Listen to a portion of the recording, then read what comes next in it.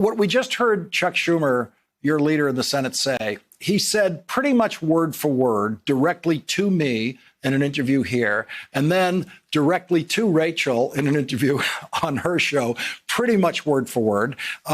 You don't have to work in the Senate as long as I did to know that what he's saying is he is going to make some adjustment in the current so-called filibuster rules in the Senate, the rule on cloture. He's going to change it somehow, in some way that Joe Manchin can live with. Isn't that what's going to happen?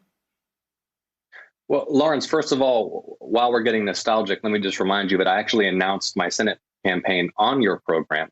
Yes. So thank you for that opportunity. Thanks for having me tonight. As for Senate rules and Senator Schumer's statements, I think there's broad consensus within the Democratic caucus in the U.S. Senate that we may need to revise Senate rules in order to govern.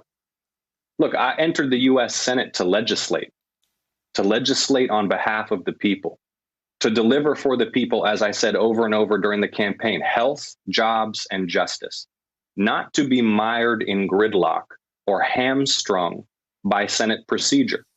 I think it's worth stepping back and reassessing what we really mean by bipartisanship, because we just passed a $1.9 trillion stimulus that will deliver to average working families in Georgia more than $12,000 in economic relief between the stimulus checks and the child tax credits. That's delivering Georgia $4.5 billion for our public schools. That's supercharging the vaccine effort.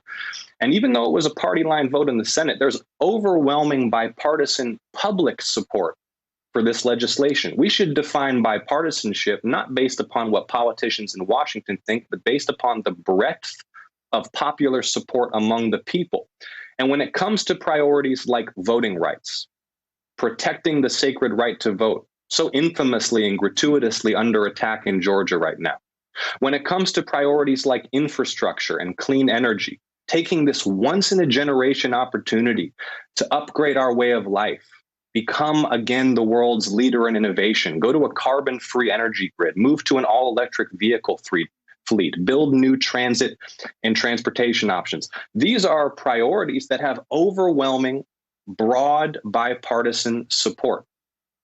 Again, I entered the U.S. Senate to legislate, and I am absolutely open to having a discussion about changing Senate rules if the minority in the Senate will not heed the will of the people and pass legislation that's obviously in the public interest, long overdue and deeply necessary, and that has broad bipartisan support among the public.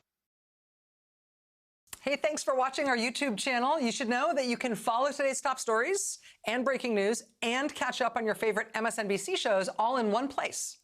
Download the NBC News app today.